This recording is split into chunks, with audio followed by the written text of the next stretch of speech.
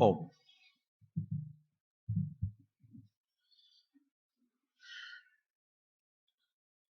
આપણો આત્મસિદ્ધિ શાસ્ત્રનો જે સ્વાધ્યાય ચાલી રહ્યો છે એમાં મોક્ષનો ઉપાય અને મોક્ષના ઉપાયમાં 108 સુધીની ગાથા થઈ અને હવે 109મી ગાથા અત્યારના લેવાની છે.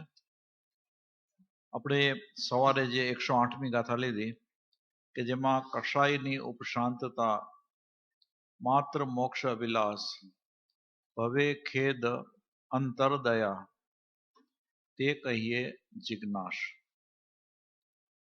અને હવે એ જે જિજ્ઞાસ કીધું પછી એ જિજ્ઞાસુ જીવને એમ થઈ અને એના પછીની જે ગાથા શરૂ થાય છે કીર્તિભાઈ લે છે.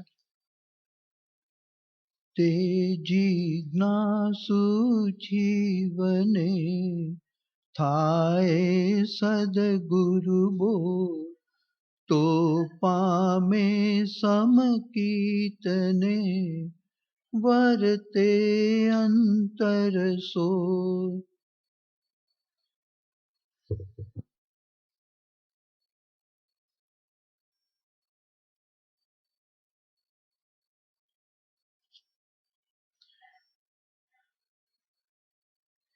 તે જિજ્ઞાસુ જીવને એટલે હવે અંબાલાલભાઈની જે ટીકા છે કે તે જિજ્ઞાસુ જીવને જો સદગુરુનો ઉપદેશ પ્રાપ્ત થાય તો તે સમકિતને પામે. સમકિતને પામે અને શું તો કે અને અંતર શોધમાં વર્તે.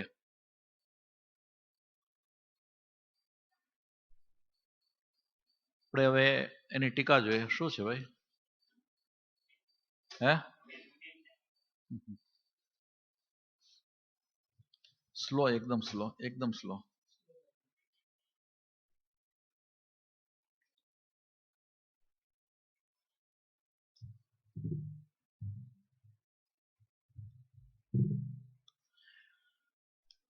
તો ગાથા 108, 109 કે જે અત્યારના આપણે હવે લઈ રહ્યા છીએ અને 110 એમાં પરમાર્થ માર્ગની સાધનાના પ્રારંભમાં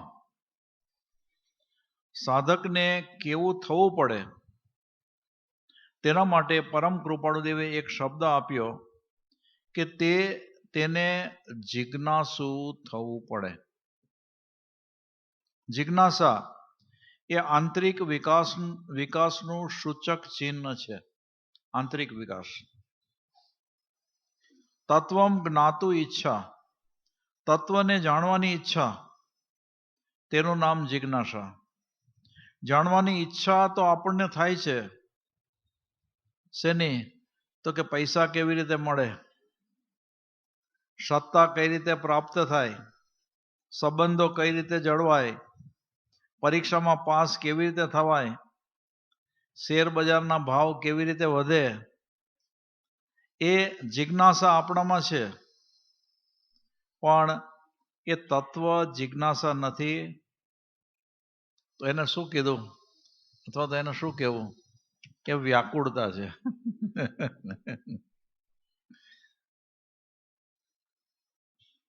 જિજ્ઞાસા એટલે તત્વને જાણવાની આંતરિક ઈચ્છા.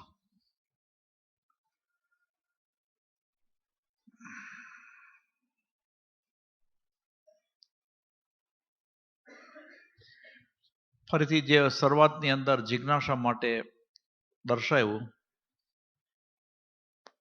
કે જિજ્ઞાસા એ આંતરિક વિકાસનું સૂચક ચિહ્ન છે. આંતરિક વિકાસ. તત્વમ જ્ઞાતુ ઈચ્છા એટલે કે તત્વને જાણવાની ઈચ્છા, તેનું નામ જિજ્ઞાસા. પછી તો સામાન્ય જીવને જિજ્ઞાસા કોની હોય એ આપણે જોયું. તો મહારાજ એ કહે છે કે એને જિજ્ઞાસા ન કહેવી પણ એને વ્યાકુળતા કહેવાની. હવે જિજ્ઞાસા એટલે તત્વને જાણવાની આંતરિક ઈચ્છા. સામાયિક, પ્રતિક્રમણ, દેવવંદન, ગુરુવંદન, પચખાણ વગેરે કર્મકાંડ શાસ્ત્રોએ જ કર્યા છે, પરંતુ શાસ્ત્રોનું કેવું છે કે એ સ્થૂળ ભાગ છે, બહારનો ભાગ છે. અંદરનો ભાગ છે તત્વની તીવ્ર જિજ્ઞાસા. તીર્થંકર દેવો ગણધરને દીક્ષા આપે છે. ગણધર ભગવંતો ઉત્તમ કોટીના મહાપુરુષો છે. તીર્થંકરો પછીનું સ્થાન ગણધરોનું છે.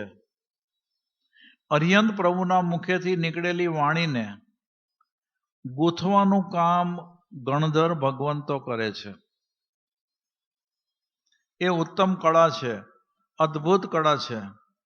દીક્ષા ગ્રહણ કરી, ભગવાનને પ્રદક્ષિણા કરી, નમ્ર બની અને ભગવાનના ચરણોમાં મસ્તક મૂકીને પૂછે છે કે પ્રભુ કિમ તત્વમ. ત્યારે ભગવાન કહે છે ઉપનૈવા, એટલે કે ઉત્પન્ન થાય છે. ભગવાન મૌન રહ્યા, તેનામાં મંથન જાગ્યું, ઉત્પન્ન થાય છે. પછી જગતમાં નાશ પણ જોવા મળે છે ને, તો બીજી પ્રદક્ષિણા આપી ફરી પૂછે છે. ત્યારે ભગવાન કહે છે વિગ્મેય વાહ, એટલે કે નાશ પણ થાય છે. અને તેનું મંથન કરતા લાગે છે કે જગતમાં કંઈ સ્થિર પણ છે. અને આ ખેલ દરિયામાં દેખાય છે. દરિયામાં મોજા ઉઠશે ક્યાં? મોજા ઉઠશે ક્યાં? જો દરિયો ન હોય તો મોજા ન ઉઠે. દરિયો હોવો જોઈએ તેમ સ્થિર તત્વ હોવું જોઈએ. સોનામાંથી ઘાટ ઘડાય છે, અલંકારો બને છે, પણ સોનું તો એનું એ જ રહે છે. સોનું જો ન ટકે તો ઘાટ ઘડાશે કેમ? એટલે ત્રીજી પ્રદક્ષિણા આપી અને ફરી પૂછે છે કે પ્રભુ કિમ તત્વમ. ભગવાન કહે છે ધુવૈ વાહ. તો આમ આ ભગવાને આ ત્રિપદી આપી કે ઉપનૈવા, વિગ્મૈવા અને ધુવૈવા. ઉત્પન્ન થાય છે, નાશ થાય છે અને ધ્રુવ રહે છે. આમાંથી એક સૂત્ર આવ્યું, ઉત્પાદ વ્યય અને દ્રવ્ય યુક્તમ સત. આ જૈન દર્શનનો પાયાનો સિદ્ધાંત કે સત કેવું હોય, સતની વ્યાખ્યા શું? સતની વ્યાખ્યા ન થઈ શકે, પણ સતની આજુબાજુનું થોડું વર્ણન થઈ શકે કે જેમાં ઉત્પત્તિ પણ થાય છે, નાશ પણ થાય છે અને છતાં કાયમ ટકે છે. એવી ઘટના જેના પર બને છે તેને કહેવાય છે સત. તેને કહેવાય છે અસ્તિત્વ. તેને કહેવાય છે તત્વ. આવું તત્વ જાણવાની તાલાવેલી, સત જાણવાની તાલાવેલી, તેને કહેવાય છે જિજ્ઞાસા. અત્યાર સુધી બાકી બધી જિજ્ઞાસા હતી કે કેમ વ્યવહાર થાય. લોકો પૂછે છે કે અમારે ત્યાં પ્રસંગ છે, અમારે વ્યવહાર શું કરવો, અમને કહો. અને એટલે કે અમારે વ્યવહાર શું કરવો એ અમને કહો.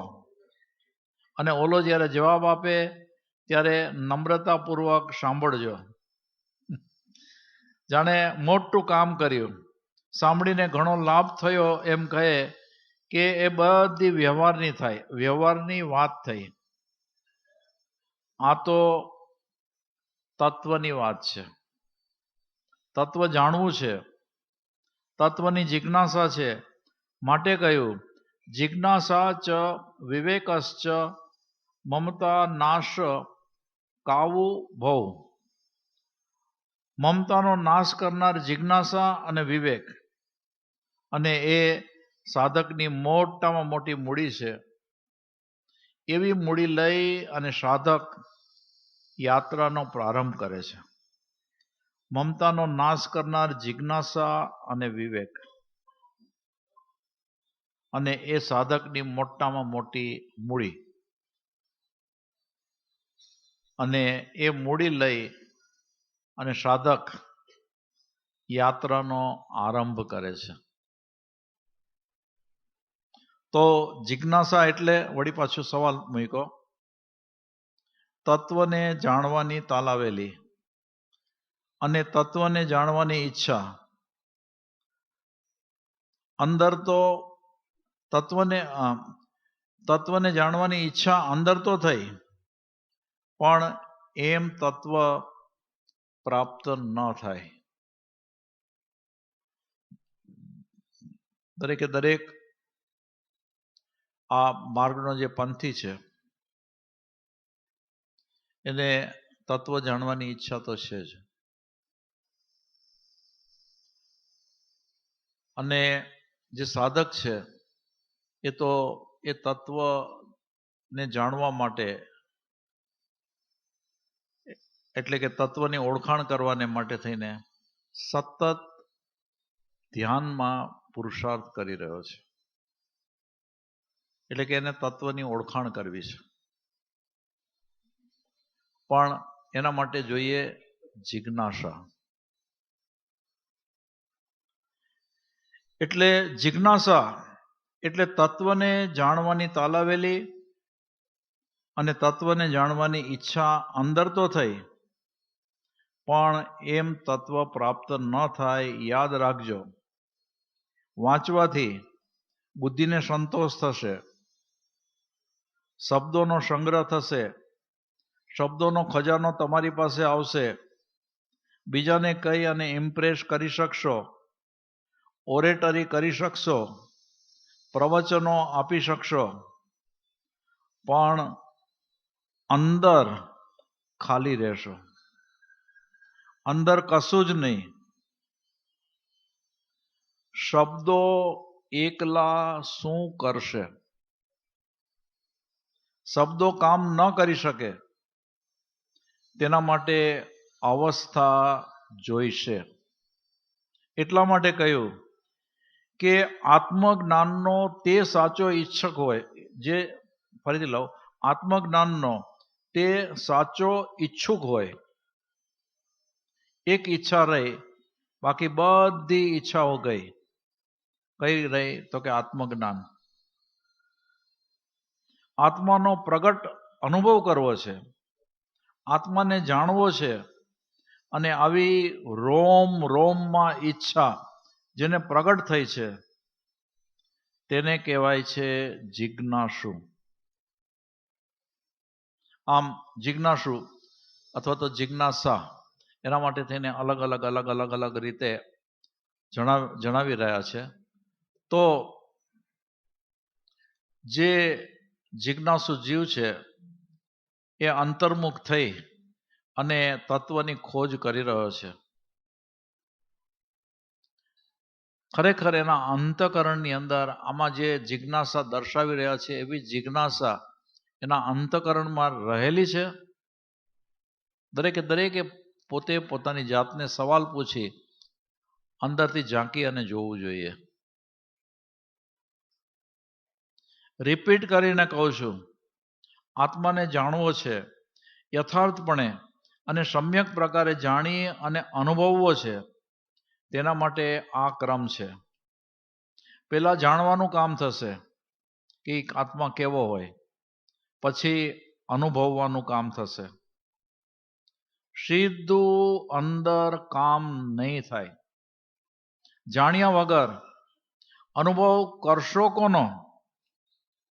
જાણ્યા વગર જે કંઈ પણ અનુભવ કરશો તે કદાચ ખોટો હોય, યથાર્થ નહીં હોય, સમ્યક નહીં હોય.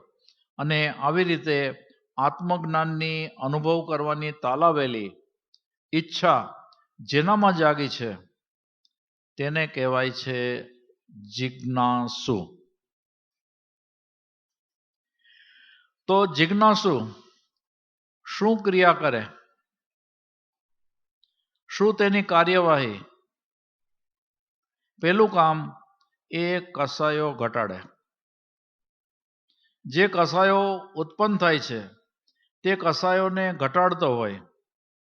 અત્યાર સુધી કસાયોમાં તણાઈ જતો હતો, તે હવે તેમાં તણાતો નથી, તે સ્થિર રહે છે, કસાયોમાં જોડાતો નથી. કસાયોને ઉત્પન્ન થવાનું કામ બંધ નહીં થાય અને જોડાવાનું કામ બંધ થશે. એટલે કે કસાયો ઉત્પન્ન થવાનું કામ બંધ નહીં થાય પણ જોડાવાનું કામ બંધ થશે. કસાયો ઉત્પન્ન નહીં થાય તેવું ન બને. કસાયોનું દળ આપણી પાસે પડેલું છે અને તે સક્રિય થાય પણ જોડાવાનું કામ બંધ કરી શકાય. કેમ કે એ તો કર્મનો ઉદય છે, એટલે એ ઉદયની અંદર એ કસાય ભાવ તો ઊભા થવાના ચાન્સીસ છે, પણ આપણે એમાં જોડાવાનું બંધ કરવાનું છે. જો આપણે એની સાથે જોડાઈ ગયા, કસાયમય બની ગયા, તો એ કસાય ભાવ છે એ પોતાનો જેને કહીએ ને કે ભાવ ભજવા જ કરે અને જીવને પરેશાન કરી મૂકે.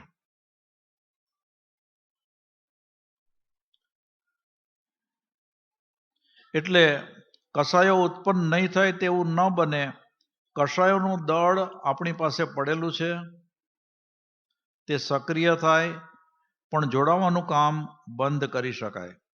કસાયો ઉત્પન્ન થયા છતાં કસાયોમાં જોડાતો નથી તેવું કાર્ય નિરંતર કરે છે, તે બહુ મોટામાં મોટી સાધના છે. કે કસાયો ઊભા થાય પણ એમાં જોડાય નહીં, આ સૌથી મોટી સાધના કીધી. કોઈ આવીને એમ કહે કે ભાઈ તમારા જેવા માણસ તો દુનિયામાં નથી, તો હવે ભાઈને અંદર શું થાય છે તે ભાઈને ખબર. પરંતુ તે વખતે કસાય ઉત્પન્ન થાય, અહંકાર થાય. આ કસાયો ઉત્પન્ન થાય એવા સંયોગોમાં પસાર થતી વખતે કસાયોમાં ન જોડાવું તેવી સાધના જિજ્ઞાસુ જીવ કરતો હોય. માત્ર શાસ્ત્રનું વાંચન કરે તે જિજ્ઞાસુ જીવ છે તે વ્યાખ્યા અધૂરી છે. કસાયોના પ્રસંગો તો જીવનમાં આવતા રહે પણ તે કસાયોને ઘટાડે. જગતમાં રહીને સાધના કરવાની છે.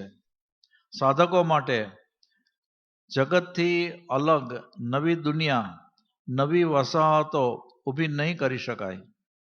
વસાહતો ઊભી કરશો ત્યાં પણ સંસાર આવવાનો. સંસારમાં રહી અને જ્યારે કસાયો ઉત્પન્ન થાય ત્યારે તે કસાયોને ઘટાડવા તે જિજ્ઞાસુનું સૌથી પહેલું કામ છે. આ કેટલી બધી મહત્વની વાત કરી કે કસાયો ઘટાડવા છે, પણ એમ થાય કે હું સાવ નિવૃત્ત થાઉં અને પછી આમ નિવૃત્તિ ક્ષેત્રમાં જ રહું ને ત્યારે કસાય ઘટાડીશ, આવી ભાવના થાય તો એ જ્યારે પણ નિવૃત્ત થાય અને નિવૃત્તિ ક્ષેત્રે એ વસવા આવે ત્યારે એની શું પરિસ્થિતિ હોય એ કહેવું પણ બહુ મુશ્કેલ છે. કેમ કે કસાયો તો અંદરથી ઊભા થાય છે. એટલે જીવ તો જે પરિસ્થિતિમાં, જે સંજોગોમાં, એટલે કે એના કર્મના ઉદયથી અને જે પરિસ્થિતિ પ્રાપ્ત થઈ એ પરિસ્થિતિની વચ્ચે રહી અને પોતાનું કામ સાધવું જોઈએ. કેમ કે સાવ એકલા નિવૃત્તિમાં રહીએ અને પછી પાછા કોઈને કોઈ કારણસર પોતાના કુટુંબીજનો અને સમાજની વચ્ચે આવવાનું થાય તો વળી પાછી એને એ પરિસ્થિતિ ચાલુ થઈ જાય. કેમ કે એને તો જ્યાં નિવૃત્તિ હતી ત્યાં કસાય ભાવ ઊભા થાય એવા નિમિત્તો લગભગ નહીં જેવા હતા. જ્યારે આ સંસારની વચ્ચે આવે ત્યારે જ એની સાચી પરીક્ષા થાય છે. એ જ સાચું ઘડતર છે કે સાવ જ્યારે કસાય ઊભા થાય છે એવા સંજોગો છે અને એ સંજોગોમાં એ પોતે એમાં ભળતો નથી, એમાં એકમેક થતો નથી.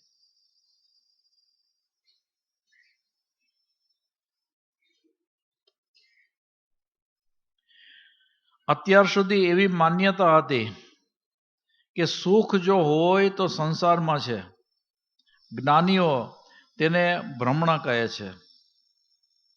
સંસારમાં સુખ છે એમ માન્યતા હતી અને જ્ઞાનીઓ એને ભ્રમણા કહે છે.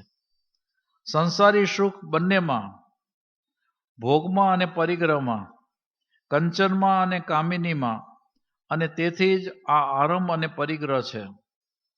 ભોગ માટે પરિગ્રહ જોઈએ, પરિગ્રહ માટે આરંભ, અને આરંભ માટે આયોજન જોઈએ, વ્યવસ્થા જોઈએ, અને તે માટે સાધનો જોઈએ, અને સાધનો માટે કરેજ જોઈએ, અને આરંભ કરવો પડે.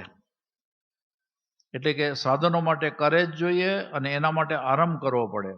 આટલી મોટી જંજાળમાં સંસારીને રહેવું પડે છે, કારણ કે સંસારમાં સુખ છે એમ માની અને તે ચાલે છે. જગતમાં કોઈને પણ પૂછો, થોડા માણસોને બાદ કરી અને બધાને પૂછો કે ભાઈ સુખ શામાં છે? તેઓ કહેશે કે મૂર્ખ છો તેથી પૂછો છો.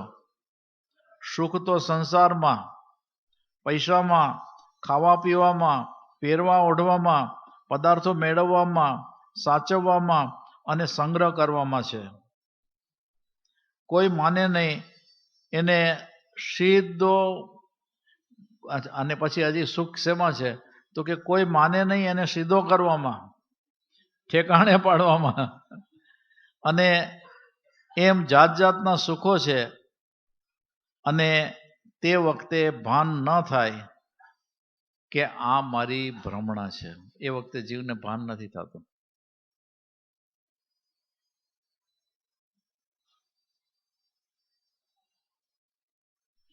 તો મૂળ વાક્ય કે અજ્ઞાની જીવની જ્યાં સુધી એ આધ્યાત્મ માર્ગની સન્મુખ થઈ અને તત્વ પ્રાપ્ત કરવાની જિજ્ઞાસા ન થઈ ત્યાં સુધી એની માન્યતા હતી કે સુખ સંસારમાં છે.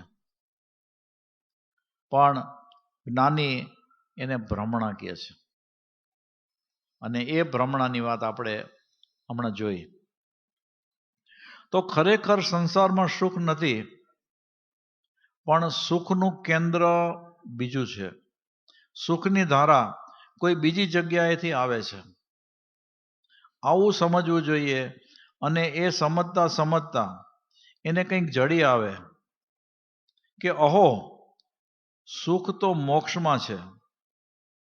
અને ત્યારે મોક્ષ શબ્દ નજર સમક્ષ આવે છે. અત્યારે મોક્ષ શબ્દ બ્રહ્મમાં ઓક સંજ્ઞાએ ટેવ મુજબ ચાલુ પરંપરા મુજબ બોલીએ છીએ. હવે મોક્ષ શબ્દ જે આવ્યો તે સમજણપૂર્વક આવ્યો કે સંસારમાં સુખ નથી. સર્વ પ્રકારના અશુભ કર્મો અને સર્વ પ્રકારના શુભ કર્મો છેદીને પછી જ સુખ પ્રાપ્ત થાય છે. તેથી તે માટે તત્પરતા અને પ્રયત્ન આ બીજું કામ છે. પછી એના માટેની તત્પરતા અને પ્રયત્ન, એટલે કે સંસારમાં સુખ નથી તો પછી જે પણ કર્મો છે એને ખપાવવા તો પડે ને. એટલે બધા જ પ્રકારના શુભ અને અશુભ કર્મો એને છેદી, જો એને છેદવામાં આવે તો જ પછી સાચું સુખ મળવાનું છે. પણ એ પ્રાપ્ત કરવા માટે તત્પરતા અને પ્રયત્ન આ જીવે કરવું પડે. કસાય ઘટાડવા એ પહેલું કામ, અને શુભ અશુભ કર્મોને છેદી અને મોક્ષ મેળવવાની તત્પરતા જાગી છે અને પુરુષાર્થ કરે છે એ બીજું કામ. પાપનો ક્ષય કરવો છે અને પુણ્યનો પણ ક્ષય કરવાનો છે, કેમ કે બંને આશ્રવો છે. જ્યારે મોક્ષ એ સંવર અને નિર્જરાથી છે. આ પુણ્ય ભૌતિક સુખ છોડવા જેવું છે.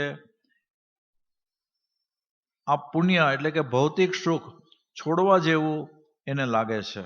પછી એ જીવને ખરેખર એમ લાગે કે આ પુણ્ય અને એનો ઉદય ને એના નિમિત્તે પ્રાપ્ત થતું બાહ્ય સુખ પણ એની અંદર ખરેખર સુખ નથી. અને એ બધું છોડવા જેવું છે. પ્રમાણિક રહો, દાન આપો, તપ કરો, મંદિરમાં જાઓ, સમાજ સેવા કરો, લોકોનું ભલું કરો, તેમ આખી દુનિયા અને દુનિયાના ધર્મો કહે છે. પરંતુ એક વાત મહત્વની છે કે તેની ઉપર એક અવસ્થા છે, તેની ઉપર, અને તે શુદ્ધ અવસ્થા છે.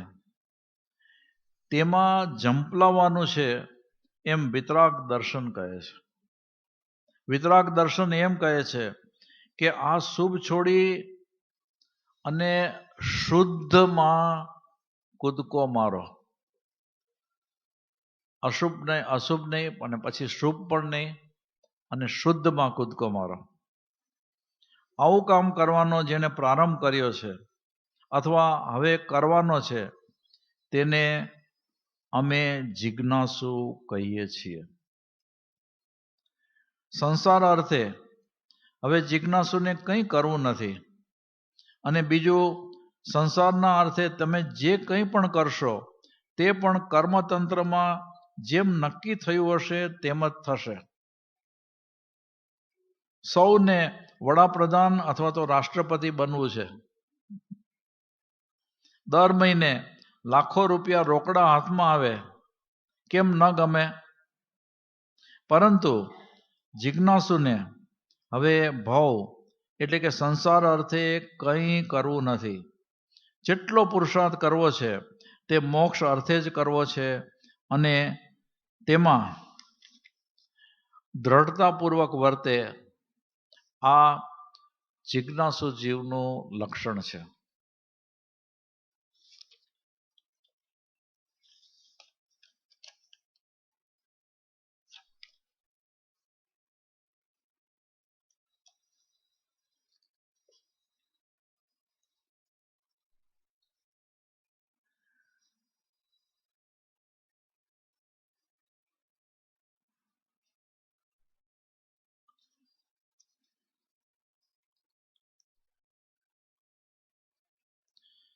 હવે આની અંદર કે છે બીજો શબ્દ છે ખેદ.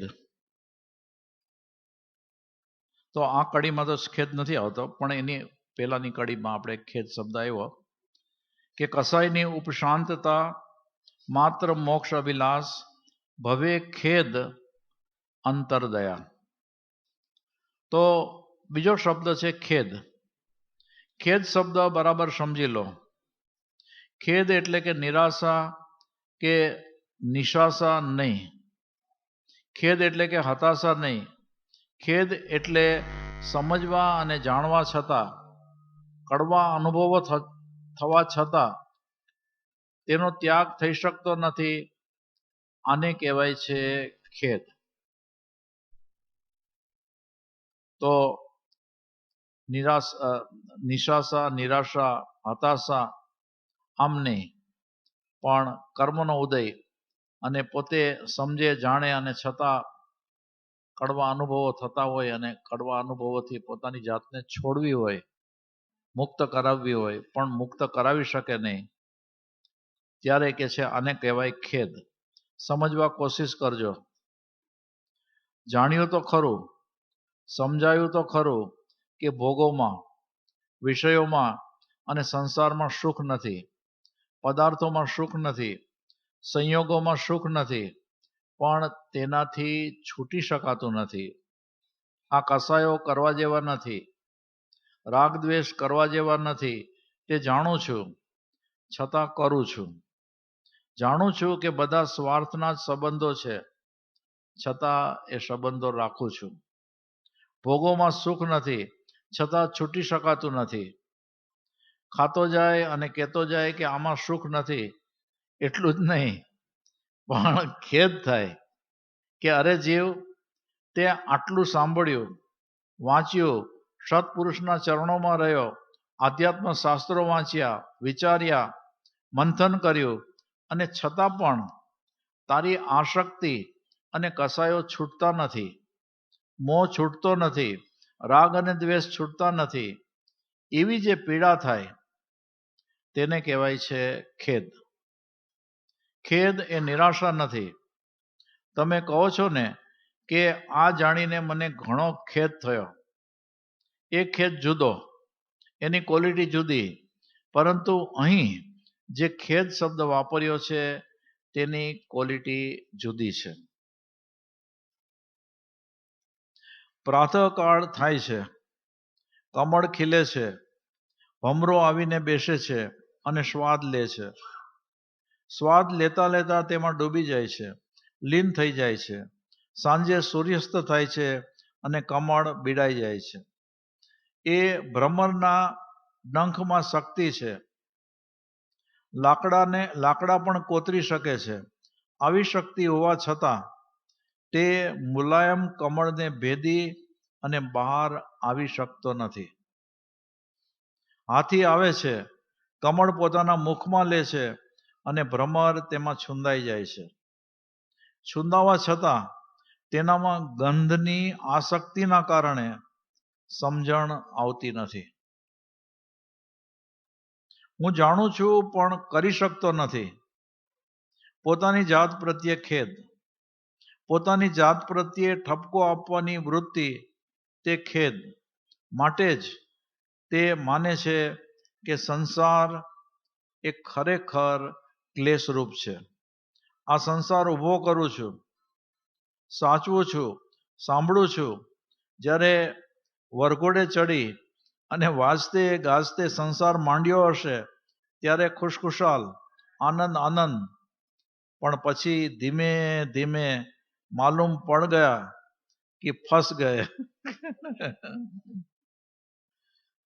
ન નીકળી શકાય કે ન રહી શકાય. સંસાર પ્રત્યે ખેદ એટલે સમજવું કે ભોગો પ્રત્યે નિરસતા. છેલ્લી વાત, આના સંદર્ભમાં એક અદ્ભુત શબ્દ વાપર્યો છે જે આપણી ગણતરીમાં નથી. માત્ર દયા નહીં પણ અંતરદયા. તો એ જ જેને ભવે ખેદ પછી અંતરદયા, તે કહીએ જિજ્ઞાસ. તો અંતરદયા, દયા તો આખી દુનિયા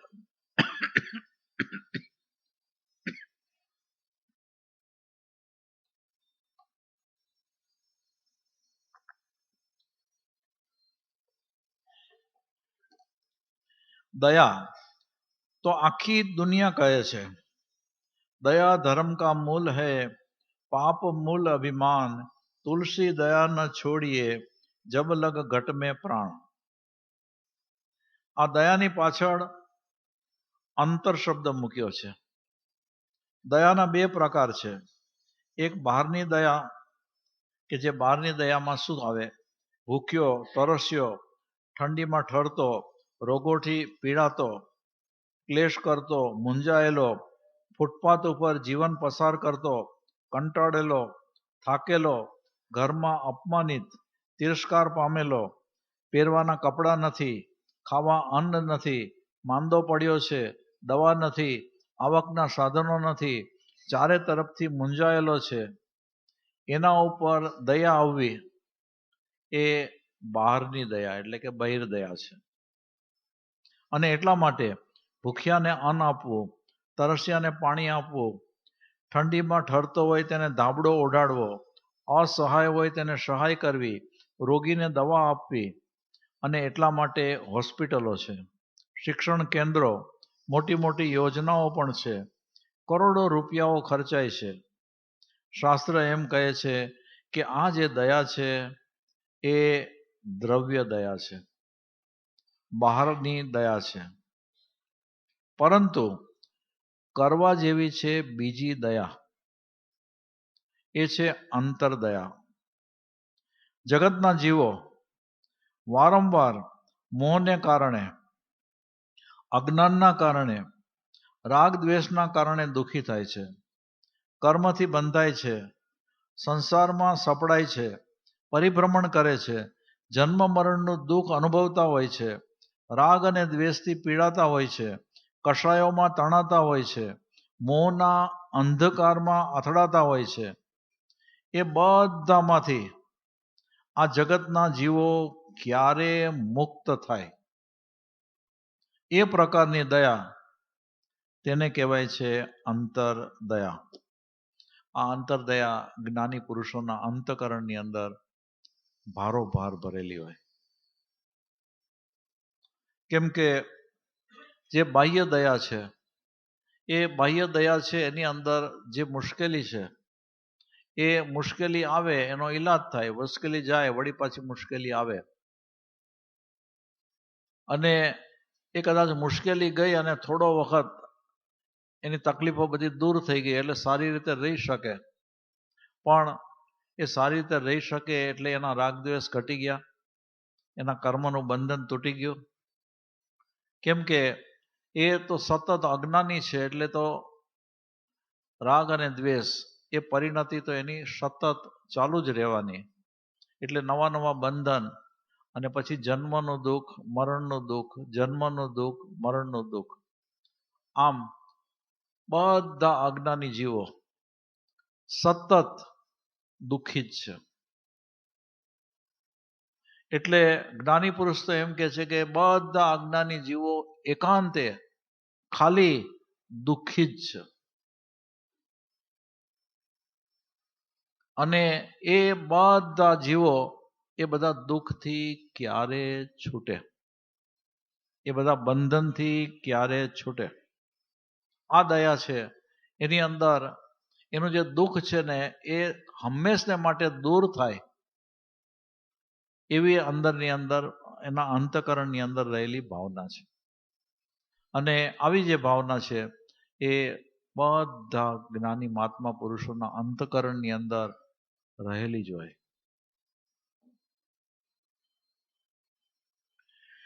તો જ્ઞાની પુરુષો જાણે છે કે અમને સુખ મળ્યું છે તે અમારા આત્મામાંથી મળ્યું છે, અમને સમાધિ મળી છે તે અમારા આત્મામાંથી મળી છે, અમને આનંદનો ખજાનો મળ્યો છે તે અમારા આત્મામાંથી મળ્યો છે.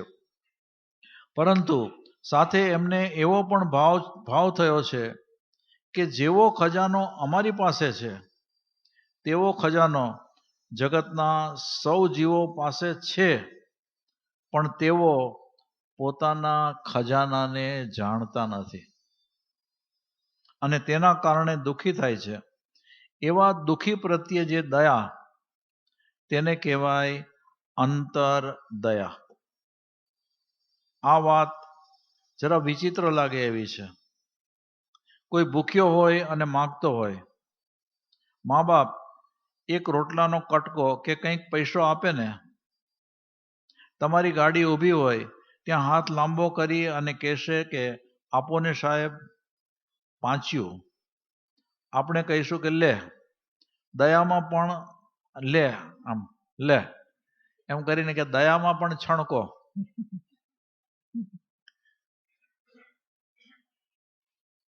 આ દયા કહેવાય? વૈભવશાળી હોય, ચમકતી લાખો રૂપિયાની ગાડી હોય, કરોડોના ઘરેણાં પહેર્યા હોય, ઠસ્સાથી બેઠો હોય, લોકો સલામ કરતા હોય, ઘેરી વળતા હોય, બાજુમાં પદ્મિની જેવી સ્ત્રી બેઠી હોય, ભોગોના સાધનો હોય, તેને જોઈ અને તમને એમ થાય ખરું કે આ પણ દયાને પાત્ર છે? આટલો સુખી, બાહ્ય રીતે સુખી બધી રીતે દેખાતો હોય, પણ એના માટે આપણને એમ થાય કે આ દયાને પાત્ર છે? કોઈ તેને કહે કે સાહેબ અમને તમારી દયા આવે છે. આવા જેને કહીને સંપત્તિવાન જીવને એમ કહેવામાં આવે કે અમને તમારી દયા આવે છે, તો સાહેબ શું કરે? એક તમાચો મારે ને, મારી દયા? મને ઓળખે છે કે હું કોણ છું? લિસ્ટ તને આપું કે મારે આટલો ધંધો, આટલા નોકરો, આવી સરસ ગાડી, આ બાળકો, આ સંપત્તિ, તું શું તારા મનમાં માને છે? દયા મારી ખાય છે? પરંતુ જ્ઞાની પુરુષો કહે છે કે સમ્યક દર્શનથી રહિત 6 ખંડનો માલિક ચક્રવર્તી એ પણ દયાને પાત્ર છે અને સમ્યક દર્શન સહિત પુણ્યો શ્રાવક એ ભક્તિને પાત્ર છે. શ્રેણિક રાજા ત્યાં જઈ અને માથું નમાવે છે. ભગવાન મહાવીર તો વંદન કરવા જેવા છે જ. ભગવાન મહાવીર તો વંદન કરવા જેવા જ છે, પરંતુ આ પણ વંદન કરવા જેવો છે. આટલો મોટો સમ્રાટ તેના ચરણે માથું મૂકે છે. શ્રેણિક રાજા કે જે આ પુણ્ય શ્રાવકને માથું નમાવે છે. તો આટલો મોટો સમ્રાટ તેના ચરણે માથું મૂકે છે. દરિદ્ર હોય, અંગ ઉપર ફાટેલા કપડાં હોય અને ભોજન માટે સામગ્રી ન હોય, પરંતુ અંદરમાં જો સમ્યક દર્શન હોય તો જગતમાં તેના જેવો શ્રેષ્ઠ અને સુખી કોઈ નથી. સમ્યક દ્રષ્ટિ આત્મા આવા ભૌતિક સમૃદ્ધિવાળા જીવોને જોઈ અને વિચારે છે કે આ બિચારો ખોઈ બેઠો છે, એ ક્યારે પોતાના આત્માને જાણશે? એવી લાગણી અંતરમાં અનુભવે છે.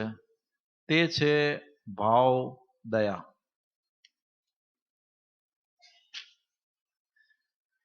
સંસારના ત્રિવિધ તાપથી આત્મા દુઃખી થઈ રહ્યો છે. સંત તુકારામે એની મરાઠી ભાષામાં એમ કહ્યું કે સંસાર ત્રિતાપચી સગડી. સગડીમાં કોલસા નાખી અને પેટાવો તો ખૂબ જ લાગે આવે.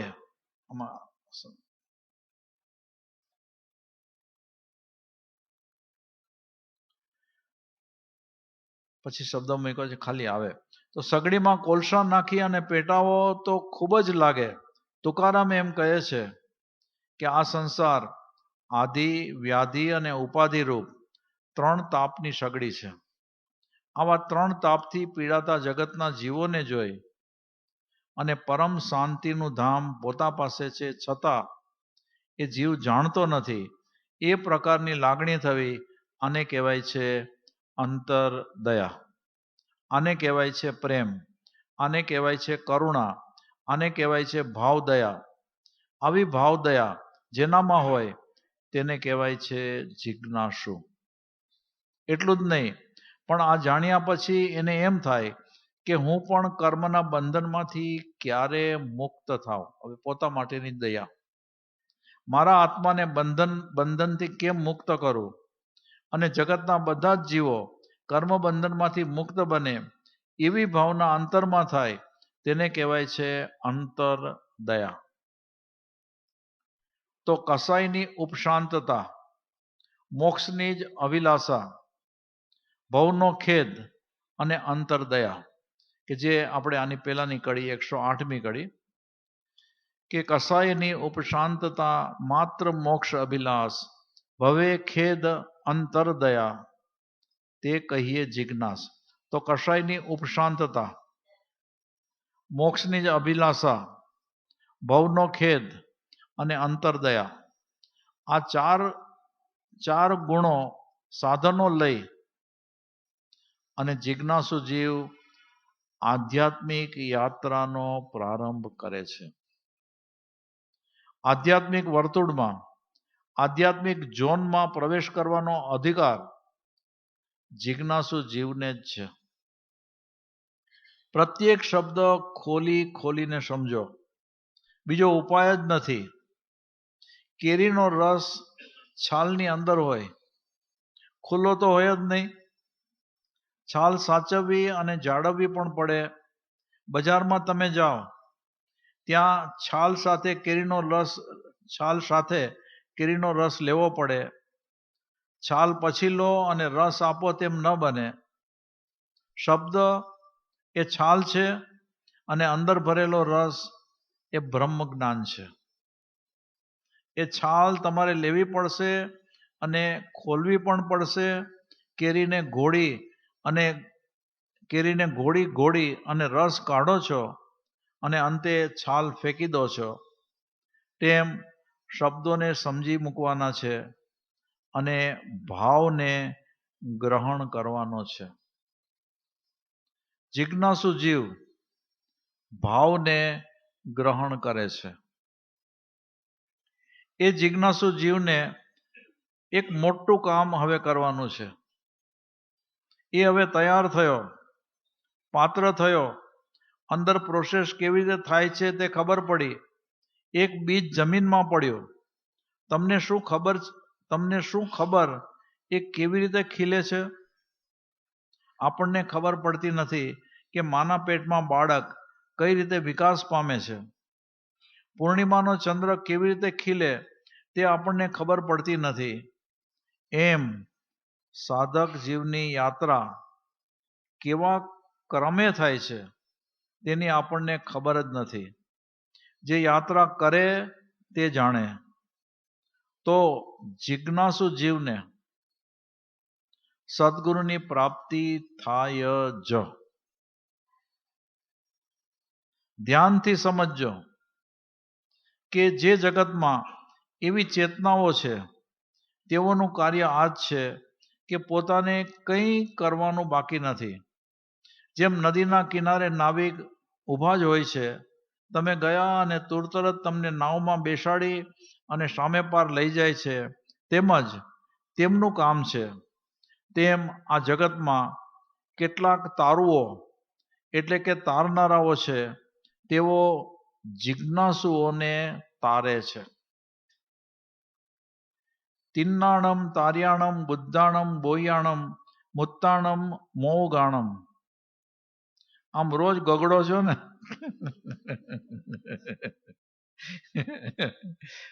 7 વાગે 7 વાગે.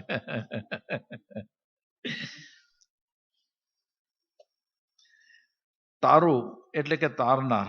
તેઓ તારક છે, તારે છે.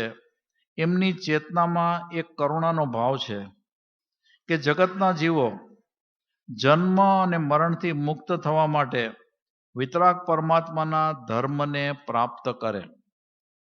ધર્મની સમજ અમારે એમને એટલે કે જિજ્ઞાસુને આપવી છે, અને એ માટે અમારું જીવન છે, આ જ્ઞાની મહાત્માઓ કહે છે. આવી ચેતનાઓ સાથે જિજ્ઞાસુઓ કનેક્શન કરે છે. આ આંતરિક ઘટના છે. આંતરિક જગતમાં આવી રચના થતી હોય છે, અને જિજ્ઞાસુ તથા સદગુરુનું મિલન થાય છે, સંયોગ થાય છે, અનુબંધ થાય છે, ટ્યુનિંગ અને જોડાણ થાય છે. આ ચર્ચા છોડો કે સદગુરુ છે કે નથી, કેવા હોય, કેમ ઓળખવા, રહેવા દે. ભાઈ તું તને ઓળખ તો પછી બધું થઈ પડશે. તું તૈયાર તો થા. ઘણી વખત સદગુરુ તારા આંગણે આવ્યા અને તેને કાઢી મૂક્યા. શિરડીના સાંઈ બાબા છે, તેમને એક ભક્તે ભોજન લેવા આવવાનું આમંત્રણ આપ્યું. બાબાએ કહ્યું કે આવીશ, અને સવારે 9 વાગ્યે ભક્તના ઘેર ભોજન લેવા ગયા. એણે કૂતરાને આવતો જોયો અને દંડો મારી અને કાઢી મૂક્યો. પછી બપોરે 12 વાગે, એટલે હવે શું છે કે ભક્તના ઘરે ભોજન લેવા ગયા, તો કૂતરાના રૂપમાં ગયા હશે કદાચ. તો કૂતરાને આવતો જોયો અને દંડો મારીને કાઢી મૂક્યો. પછી બપોરે 12 વાગે ભિખારીના વેશમાં ગયા, તો કહ્યું કે જા, અહીં જગ્યા નથી. સાંજના એક લંગડા માણસ તરીકે ગયા, તો ત્યારે પણ કાઢી મૂક્યા. તે ભક્ત સાંજના પાછો બાબા પાસે ગયો કે મેં આપને કહ્યું હતું પણ આપ પધાર્યા નહીં.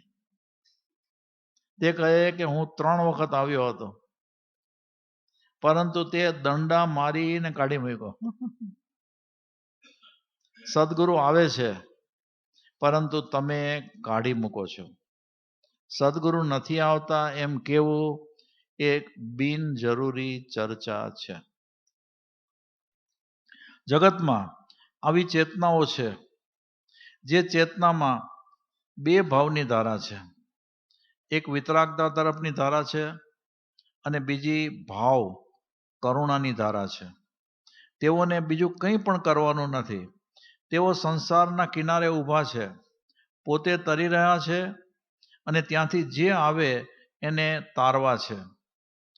તારવાનો અહંકાર નથી, કરવાનો ભાવ નથી, કરતાપણાની બુદ્ધિ નથી, પોતાના વખાણ કરતા નથી કે ઓળખાણ આપતા નથી, પણ હાથ લાંબો જો કરો તો પકડી અને સામે કિનારે મૂકી આવે.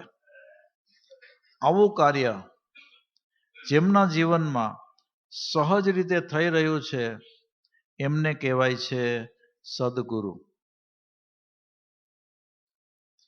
કેવું ભાષણ આપે છે, કેવા કપડાં પહેરે છે એ લક્ષણ નથી. 12મા ગુણ સ્થાનકે પહોંચ્યા કે તેમની આગળ વધ્યા તેમજ તેવા ગપ્પા મારવા એ એમનું લક્ષણ નથી. સદગુરુ એ આંતરિક અવસ્થા છે. પોતાને પોતે જાણ્યો છે. જે ખજાનો પોતાને મળ્યો છે એવો ખજાનો સૌની પાસે છે તેમ આંગળી ચીંધવાનું કામ કરવાનું છે. કોઈ કાળ એવો નથી કે જગતમાં સદગુરુ કે સંત પુરુષ ન હોય. સદગુરુ છે જ અને આવશે. તમારા આંગણે આવશે. તમારા આંગણે આવશે, સામે ચાલીને આવશે અને માં કરતાં પણ વધારે દયાળુ છે. જેમ બાળક ફરતું થાય, ચાલે, પણ પડે એવું લાગે તો માં દોડતી જાય. માં અનુભવી છે. બાળક ઊભું થાય તો ઊભું થવા દે, ઊભું થતાં પડે તો પડવા દે, ધીમે ધીમે ચાલતું હોય તો ચાલવા દે, પણ ચાલતા ચાલતા પડી જાય તો દોડીને પકડી લે. માં બાળકની કેટલી કાળજી રાખે છે તેમ સદગુરુ એ પણ જિજ્ઞાસુની કાળજી રાખે છે. માં કરતાં પણ અનંત વાત્સલ્ય તેમના હૃદયમાં છે.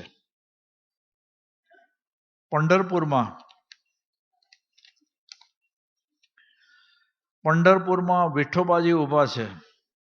તેમની મૂર્તિ બહુ ભાવિક મૂર્તિ છે. તેઓ હાથ પોળા કરીને ઊભા છે. સામે ચંદ્રભાગા નદી છે અને તેમાં ઊંડે સુધી પાણી છે. વિઠ્ઠોબાજીનો એક હાથ કેડ ઉપર છે અને તે કહે છે કે તું ચાલ્યો આવ, બહુ પાણી નથી, આ કેડ જેટલું જ પાણી છે. હું અહીં તારો હાથ પકડવા ઊભો છું. 24 કલાક હું તારું ધ્યાન રાખું છું. સદગુરુ ઊભા છે. 24 કલાકની સર્વિસ છે એમની. બીજી વાત, સદગુરુ મળ્યા સિવાય અને એ તમારો હાથ ન પકડે ત્યાં સુધી ગમે તેમ કૂદકા મારો તો એ મોક્ષ નહીં મળે. હું ગુસ્સાથી નહીં પણ બહુ પ્રેમથી કહું છું. મહારાજ કહે છે કે ગમે એટલા કૂદકા મારો પણ એમ મોક્ષ નહીં મળે. જિજ્ઞાસુ બન્યા સિવાય આ અવસ્થા પ્રાપ્ત નહીં થાય. તમે જિજ્ઞાસુ બનો. જિજ્ઞાસુ બનશો તો કોક તમારો હાથ પકડશે. તે જિજ્ઞાસુ જીવને થાય સદગુરુ બોધ. તો જિજ્ઞાસુ બનશો તો કોક તમારો હાથ પકડશે. તમારા સદગુરુ જ્યારે હાથ પકડે ત્યારે હાથમાંથી હાથ છોડાવશો નહીં. કદાચ એવું બને કે હાથ પકડનારા ખોટા પણ હોય, પણ તમે જિજ્ઞાસુ હશો તો ખોટાએ હાથ પકડ્યો હશે તો તેમાંથી મુક્ત થઈ જશો. કદાચ અસદગુરુના હાથમાં ભૂલમાં સપડાઈ ગયા હશો તો તમારું કોન્શિયસ બાઇટ થશે જ. અંદરથી અવાજ આવશે કે કુછ કમ હૈ, કુછ કમ હૈ. ઉતાવળ નથી, આ જગ્યા બરાબર નથી, એમ તમારો અંતરાત્મા ડંખશે અને સદગુરુ તમારી પાસે અવશ્ય આવશે. પણ તમે જિજ્ઞાસુ બનો. જિજ્ઞાસુ જીવને શું થાય? તેને સદગુરુનો યોગ મળે જ. આ આધ્યાત્મિક ઘટના છે. જેમ કન્યા માટે વર શોધો છો ને, ઠેઠ ઠેકાણે જુઓ છો ને, વર માટે કન્યા શોધતા હો. પેલા કન્યાની વાત આવી કે કન્યા માટે વર શોધો છો ને, ઠેકાણે જુઓ છો ને, અને વર માટે કન્યા શોધતા હો તો કેટલા ઠેકાણા જુઓ છો? વ્યવહારમાં વર શોધો છો તેમ સદગુરુને શોધો. સદગુરુ મળે જ, અને મળે તો ઓળખાણ પણ થાય અને હૈયું ભરાઈ જાય કે જેને શોધતો હતો તે મળી ગયા, મને પ્રાપ્તિ થઈ. પ્રાપ્તિ થયા પછી તેના ચરણોમાં પોતાનું મસ્તક મૂકી દે છે. તે વખતે સદગુરુ તેને જે આપે છે આને કહેવાય છે બોધ. તે જિજ્ઞાસુ જીવને થાય સદગુરુ બોધ.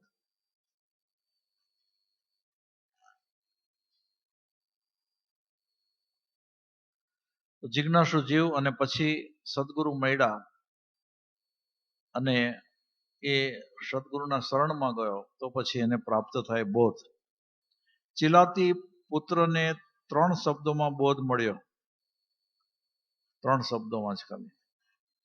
ઉપશમ, સંવર અને વિવેક. આ બોધ મળ્યો.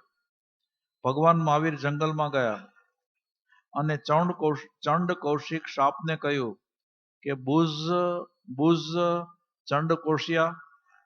બસ આટલું જ કહ્યું, બીજું બોલ્યા નથી. તો બોધ એટલે લાંબુ લેક્ચર આપવું પડે કે કલાકો સુધી ભાષણ આપવું પડે એવું નથી.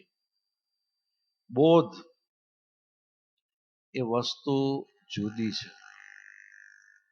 2 શબ્દો પણ હોઈ શકે, મૌન પણ હોઈ શકે. કંઈ પણ ન બોલે અને હાજર હોય ત્યારે અંદર ફિલિંગ થાય, અંદર ઘટના ઘટે, અંદર સળવળાટ થાય, અંદર ક્રાંતિ થાય, અને ક્રાંતિ થાય તે વખતે તેને જે કંઈ પણ મળે તે બોધ. આવા જિજ્ઞાસુ જીવને સદગુરુનો બોધ થાય. બોધ એટલે કે જ્ઞાન નહીં પણ આંતરિક અવસ્થાનું સમ્યક દર્શન. તું આ છો, તું આ છો, તું તને ભૂલી ગયો છે. તો હવે શુદ્ધોસી બુદ્ધોસી નિરંજનોસી સંસાર માયા પરિવર્જિતોસી. તો તું આ છો એમ હાથ મૂકી અને એક વખત બતાવે કે તત્વમસી. તું તે છો એમ ઉદ્ઘોષણા કરી અને જાગૃત કરે, જીવને ઉપદેશ આપે, બોધ થાય.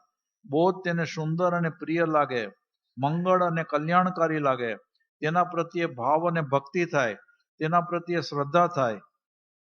આને કહેવાય છે સમકિત. તો પામે સમકિતને. આ 13 મણનો તો પામે સમકિતને, એને 13 મણનો તો કીધો. આ 108મી ગાથામાં જે વર્ણવ્યું છે તેવો થયો હોય તો સદગુરુનો બોધ તેને પ્રાપ્ત થાય. કેમ કે જે જિજ્ઞાસુ જીવ છે એ કેવો હોય તો કસાયની ઉપશાંતતા, માત્ર મોક્ષ અભિલાષ, ભવે ખેદ અંતરદયા. આને જિજ્ઞાસુ જીવ કીધો. તો 108ની ગાથામાં જે વર્ણવ્યું છે તેવો થયો હોય તો સદગુરુનો બોધ તેને પ્રાપ્ત થાય. લિંક સમજાઈ ગઈ? 108મી ગાથાને યાદ કરો, તેને જાણો, તેને સમજો. તો પામે સમકિતને. આ પેલું સમકિત, અને આને શાસ્ત્રોમાં વ્યવહાર સમકિત કહ્યું છે. હજુ નિશ્ચય સમકિત, પારમાર્થિક સમકિત બાકી છે. અનુભવ બાકી છે. આત્મા સાંભળ્યો, જાણ્યો, અનુભવ્યો નથી. મુંબઈનું શબ્દોથી વર્ણન સાંભળ્યું, જાણ્યું, નકશામાં જોયું, ગમ્યું, માન્યું, પણ હજુ મુંબઈ નજરે જોયું નથી. એટલે હવે આત્મા જાણ્યો, પ્રેરણા થઈ, ગમ્યો, અનુભવ્યો, છતાં શ્રદ્ધા થઈ, અને તે પણ શ્રદ્ધા એ સમકિત. એક ઘટના છે અને એ એક ઘટના છે, અને એટલા માટે પદ્માનંદજી આચાર્યએ બહુ આનંદમાં કહ્યું છે. હવે થોડુંક જ છે, ભલે સમય વધારે થયો, પણ આ ક્રમ કે જ્યારે સદગુરુનો બોધ જીવને પ્રાપ્ત થાય ને ત્યારે એ અંતર્મુખ થાય. પણ એ જે સંકિત છે એ વ્યવહારે સંકિત છે. અને પછી એને સાધનામાં પુરુષાર્થ કરી કરી કરી કરી કરી કરી અને એ વ્યવહારમાંથી પરમાર્થ સંકિત પ્રગટ કરવાનું છે. આ સાધકની પરિસ્થિતિ. તો પદ્માનંદજી આચાર્ય એ બહુ આનંદમાં આવીને કહ્યું કે તત પ્રતિ પ્રીતિ ચિત્તેન યેન વાર્તાપી હિ શ્રુતા. તેના પ્રત્યે પ્રેમ લાવીને આત્માની વાર્તા પણ જેને પ્રેમપૂર્વક સાંભળી છે એ નિશ્ચિંત ભવ્ય હોવો જોઈએ. ભવ્ય સિવાય આ વાત સાંભળી નહીં શકે. ભવ્ય જીવ હોય ને એને જ આ બધું બરોબર બેસે ખૂણામાં. બાકી તો કોઈ પણ આવી બધી વાત હોય એટલે એના માટે થઈને અલગ અલગ પ્રકારની ટીકા ટિપ્પણ અને અલગ અલગ પ્રકારના અંતકરણના ભાવો જીવ બહાર કાઢતો હોય. પણ ખરેખર જ્યારે એની અંદર ભવ્યતા હોય અને કંઈક તત્વજ્ઞાનની સમજણ હોય એ જીવને તો એમ થાય કે તેના પ્રત્યે પ્રેમ લાવીને આત્માની વાર્તા પણ જેને પ્રેમપૂર્વક સાંભળી છે એ નિશ્ચિંત ભવ્ય હોવો જોઈએ. આ ભવ્ય જીવ આવું બધું સાંભળી શકે અને ભવ્ય સિવાય આ વાત સાંભળી શકે નહીં. સમયસારમાં કુંદકુંદાચાર્યજી કહે છે કે અરે અમે તમારા માટે આ ભેટ લાવ્યા છીએ, આ ખજાનો લાવ્યા છીએ, અહીં આવો, સાંભળતો ખરો, આ તારી વાત તને કરવા અમે આવ્યા છીએ. કેટલો પ્રેમ ભર્યો છે, કેટલી કરુણા ભરી છે, કેટલી લાગણી છે. તું સાંભળ અને લઈ જા તો પામે સંકિતને. આ છે વ્યવહાર સંકિત. અને આવું સંકિત જ્યારે થાય ત્યારે તરત જ તેનું પરિણામ વર્તે અંતર શોધ. આ સંકિતની પ્રાપ્તિ થાય એટલે તરત જ એ અંતર્મુખ બની અને પુરુષાર્થ કરવા લાગી જાય, પોતાના આત્માની શોધમાં લાગી જાય. જિજ્ઞાસા થયા પછી સદગુરુનો યોગ થાય અને બોધની પ્રાપ્તિ થાય. બોધની પ્રાપ્તિ થાય તેને કહેવાય સમ્યક્ત્વ. અને સંકિત થાય એટલે શું થાય તો કે વર્તે અંતર શોધ. અંતરની શોધમાં જવાનો એ પ્રારંભ કરે. હવે તેની આધ્યાત્મિક યાત્રાનો પ્રારંભ થયો. અંબાલાલભાઈની ટીકા જોઈ અને વાત પૂરી કરીએ કે આવો જિજ્ઞાસુ યોગ્ય જીવ હોય તેને સાચા જ્ઞાની સદગુરુ મળે. આ લીટી અંબાલાલભાઈની છે અને પરમ કૃપાળુ દેવે તે વાંચી છે. તેમણે એમ નથી કહ્યું કે હવે સદગુરુ થવાના જ નથી, સદગુરુ મળે જ. અને સાચા સદગુરુ મળે એટલે બોધ આપે. એમનો બોધ પરિણમે તો સાચી શ્રદ્ધા થાય અને તે વ્યવહાર સંકિત. ત્યાર પછી અંદર કામ ચાલુ થાય એટલે કે પુરુષાર્થ ચાલુ થાય, ધ્યાનનો પુરુષાર્થ શરૂ થાય. પોતાના દોષ શોધી શોધી અને અંતર શુદ્ધ કરવા માટે તેની પ્રવૃત્તિનો પ્રારંભ થાય એટલે તે અંતરાત્મા બને. અને અંતરાત્મા બની ચારિત્ર મોહનીયનો નિકાલ કરવાના કામમાં એ લાગી જાય. આ ઘટના તેના અંતરમાં ઘટે છે. તો 109મી ગાથા છે. તો 109મી ગાથામાં તો પામે સંકિતને એમ શબ્દો મૂક્યા. પણ હવે એના પછીની ગાથા 110મી ગાથામાં લહે શુદ્ધ સંકિત. એમ કે પછી અંતર્મુખ થયો, પુરુષાર્થ કરતો થયો અને પછી માત્ર દર્શન આગ્રહ તજી વર્તે સદગુરુ લક્ષ. એને જે લક્ષ્ય બતાવ્યો, સાધનાનો જે લક્ષ્ય બતાવ્યો અને એ મુજબ સાધના કરે તો લહે શુદ્ધ સમકિત તે જેમાં ભેદ ન પક્ષ. સમકિત પૂર્વે શુદ્ધ એમ શબ્દ મૂક્યો. શુદ્ધ સમકિત એટલે કે નિશ્ચય સમકિત, પરમાર્થ સમકિત અથવા તો નિર્વિકલ્પ આત્મા અનુભૂતિ. તો તે જિજ્ઞાસુ જીવને થાય સદગુરુ બોધ, તો પામે સમકિતને વર્તે અંતરશોધ. આ અંદર થતી પ્રક્રિયા છે. જેમ બીજ જમીનમાં ગયું અને પ્રક્રિયા ચાલુ, અનાજ પેટમાં ગયું અને ફેક્ટરીનું કામ ચાલુ થયું અને એ અનાજમાંથી અનેક પરિણામ થયા. બાળક ગર્ભમાં આવ્યું કે એનું કામ ચાલુ થઈ જાય. કબીરજી કહે છે કે 9 માસ બુનન કો લાગા. આ ચાદર વણવામાં 9 મહિના લાગ્યા.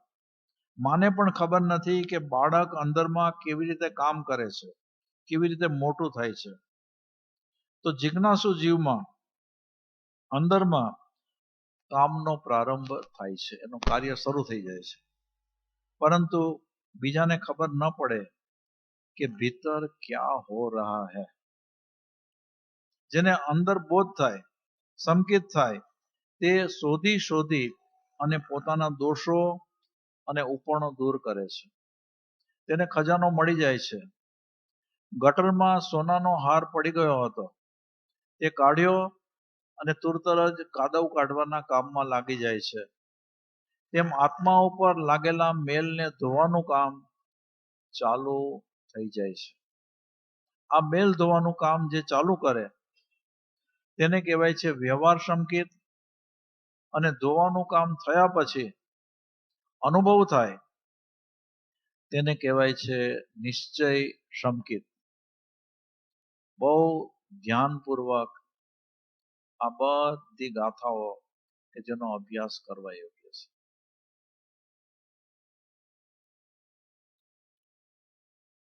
ધન્યવાદ.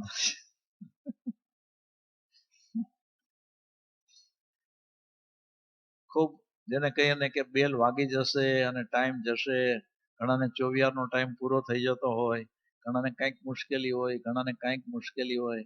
આ બધી મુશ્કેલી તમે અંતઃકરણની અંદર ભલે બેઠી હોય તો પણ શાંતિથી સાંભળો. એ માટે તમને ધન્યવાદ. દરેકના અંતરમાં રહેલા પરમાત્માને પ્રેમપૂર્વક નમસ્કાર. તો હજુ વ્યવહાર સંકેતે આવ્યા છે, હવે નિશ્ચય સંકેત પર આવવાનું છે.